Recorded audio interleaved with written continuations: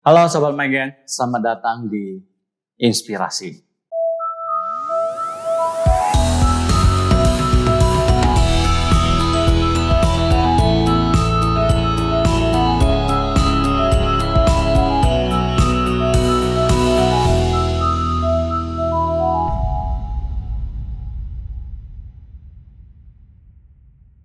Oke, berbahagia sekali kita ketemu kembali di Inspirasi.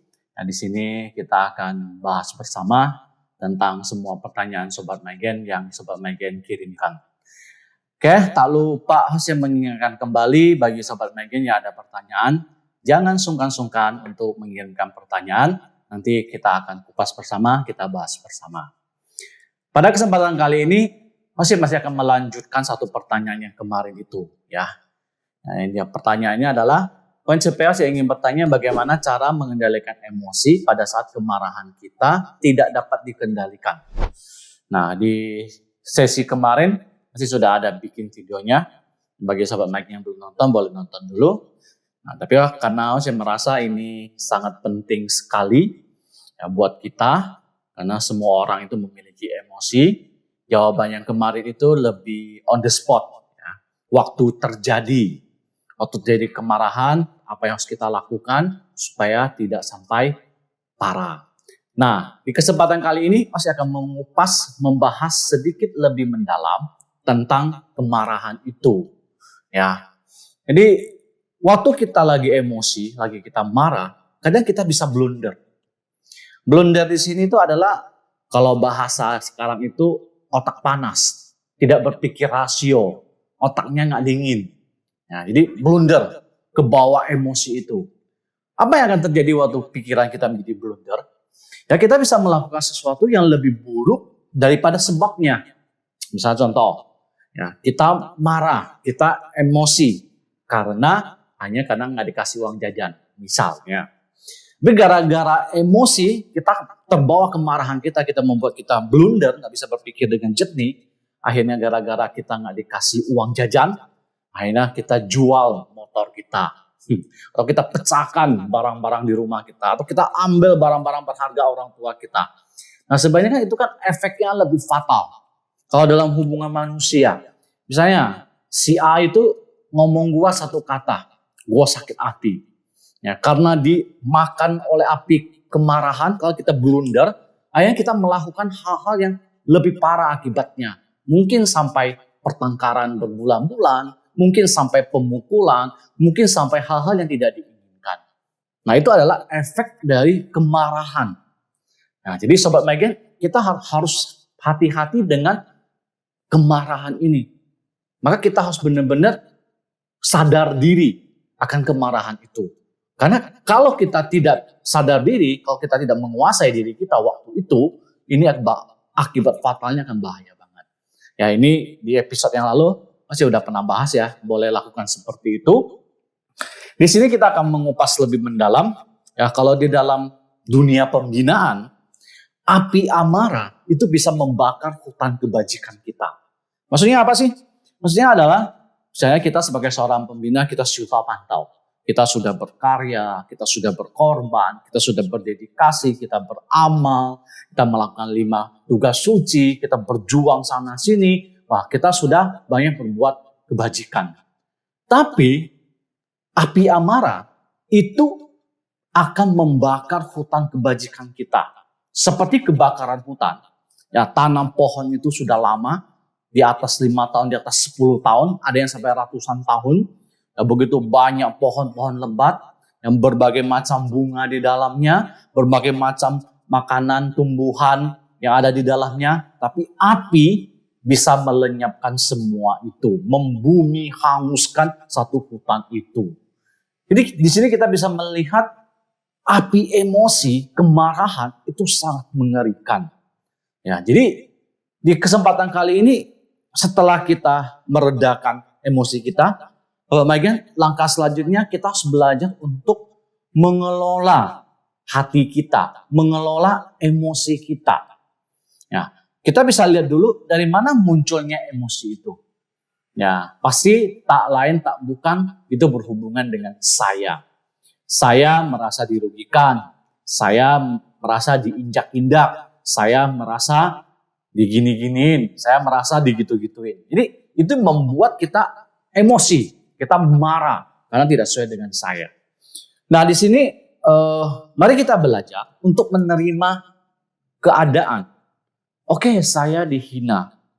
Iya, saya marah, betul. Itu adalah efek manusiawi kita. Nggak mungkin orang dihina nggak marah. Kecuali Anda Buddha. Yang dihina Anda tertawa-tertawa. Mungkin Milo for Buddha Maitreya seperti itu. Tapi kita manusia awam, kita akan marah. Nah, tapi kita harus mengendalikan marah kita. Bagaimana caranya? Terima. Iya, saya dihina. Iya, saya sakit hati. Iya, saya marah. Nah, ini namanya tahap pertama kita menerima dulu. Ya, gejolak hati kita, keadaan yang terjadi pada kita, peristiwa yang terjadi pada kita terima. Langkah selanjutnya kita kelola. Ya kan? Kejadian ini sudah terjadi ini. Nggak bisa diapa-apain lagi. Dia sudah menghina saya dan saya sudah marah. Nah ini adalah kejadian yang sudah terjadi. Langkah selanjutnya kita jangan berhenti sampai di marah saja. Tapi kita belajar untuk mengelola. Mengelola hati kita. Mengelola pikiran kita. Bagaimana cara yang paling baik untuk mengelola hati kita? Bagaimana mengelola pikiran kita? Ada dua pilihan. Kita boleh mengelola hati kita dengan aspek negatif. Oh, saya makin benci sama dia. Saya makin mencari kesalahan dia. Saya makin sebel sama dia. Saya makin bad mood. Saya makin terjatuh dalam kesedihan yang berlarut-larut. Itu namanya kita mengelola hati kita, pikiran kita, kejadian itu dengan hal-hal yang negatif. Tapi kita punya pilihan lain. Kita bisa mengelola kejadian ini, hati ini, pikiran ini dengan hal yang positif. Nah, gimana caranya? Sudah musibah, malah petaka, memang ada positifnya. Tetap. Coba Megan, di semua kejadian, baik pun mau baik ataupun buruk, semua ada dua sisi, negatif dan positif. Nah, disinilah kita belajar bagaimana caranya mengambil hikmah yang ada di kejadian itu. Ya, dia menghina saya, dia mencaci maki saya habis-habisan. Ya, saya merasa sakit hati. Nah, tapi kita bisa mengambil hikmahnya. Sebagai seorang sultan, ya kalau kita tidak ada kesalahan, orang menghina kita, kita bayar karma. Tapi kalau orang menghina kita, mencaci maki kita, berarti kita masih ada kekurangan yang perlu kita perbaiki. Berarti kalau dengan kata lain, kita masih punya space yang lebih besar untuk lebih baik, untuk maju lebih jauh. Kalau pakai bahasa yang sering saya pakai adalah jadikan batu itu sebagai batu lompatan, bukan batu sandungan kita. Nah, disinilah kita mengelola kejadian itu, kita mengelola hati kita mengelola pikiran kita dengan hal-hal yang positif. Mengambil hikmahnya. Nah, atau hikmah yang paling dasar deh. Ternyata kalau menghina orang, mencaci maki orang tuh gak enak ya. Maka kita ambil hikmahnya. Saya juga tidak akan mencaci orang, memaki orang, menghina orang. Karena bagi orang yang saya caci, orang yang saya hina itu akan sakit. Saya pernah mengalami. Karena saya pernah sakit gigi, saya tahu orang seberapa menderitanya sakit gigi. Karena saya pernah sakit mah, saya ngerti orang yang sakit mah semenderitanya seperti apa. Nah itu namanya mengambil hikmah. Dari hikmah ini kita memiliki pengalaman. Nah pengalaman inilah yang paling berharga dalam hidup kita. Ya, guru yang paling luar biasa adalah pengalaman ini. Dengan adanya pengalaman ini, kita akan menjadi lebih dewasa dalam kehidupan. Kita akan menjadi lebih dewasa menghadapi masalah, menghadapi orang, menghadapi kejadian. Karena kita sudah pengalaman. Ya, pernah nggak Sobat Megan ujian dapat nilai rendah? Dapat C, nggak lulus. Pertama kali hadapin kan, aduh, menderitanya setengah mati. Aduh, tak bisa terimanya. Aduh, sedihnya minta ampun. Tapi kalau kedua kali, kayaknya lebih enteng sedikit ya. Nah, udahlah 5 ya 5 lah. Ya, memang kemampuan matematika saya hanya seperti itu. Kelima kali dapat 5, udah biasa. Hati kita udah lebih enteng.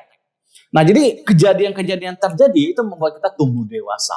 Dan memiliki pengalaman bagaimana kita mengatasinya. Bagaimana kita menjalaninya. Bagaimana kita mengelola hati dan pikiran kita. Semakin kita positif mengelola hati dan pikiran kita, maka kita akan semakin memiliki pengalaman yang berharga. Nah, jadi Sobat Megen, ya, pertama kemarahan itu hati-hati. Jangan biarkan dia melahap hutan kebajikan kita. Jangan membuat kita sampai blunder, ya, nggak bisa mikir dengan jernih. Harus kelola marah ini dengan baik, sehingga kita bisa menggunakan kemarahan ini, ya, keburukan ini menjadi satu batu lompatan buat kita, sehingga kita bisa lebih dewasa dan semakin bijak di dalam membina dan semakin seperti Buddha Maitreya. Ya, tahap Buddha Maitreya itu udah tinggi banget ya. Nah, maka Milevo itu kalau dipukul tidak marah, dimarah tidak membalas. Jadi ya Milevo sudah melampaui dualisme itu. Milevo sudah melampaui kemarahan itu, sudah memenangkan kemarahan itu. Ya mungkin kita belum sehebat Milevo, nggak apa-apa. Kita belajar step by step. Tapi kita bisa lihat Milevo itu luar biasa. Ya, dan tak lupa terakhir, ya, karena kita manusia yang lemah, kita butuh untuk memohon kekuatan dari Lao dan Milevo, dan jangan lupa carilah Paitiam, carilah Milevo, berdoalah kepada Milevo, mintalah kekuatan kepada Milevo agar kita bisa mengelola hati dan pikiran kita dengan hal-hal yang positif.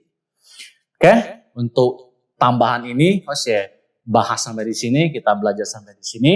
Jika masih ada pertanyaan-pertanyaan yang kurang jelas atau pertanyaan-pertanyaan di luar ini, Sobat Maigen boleh sampaikan kepada kami di Inspirasi atau boleh cantumkan ketik di kolom komentar.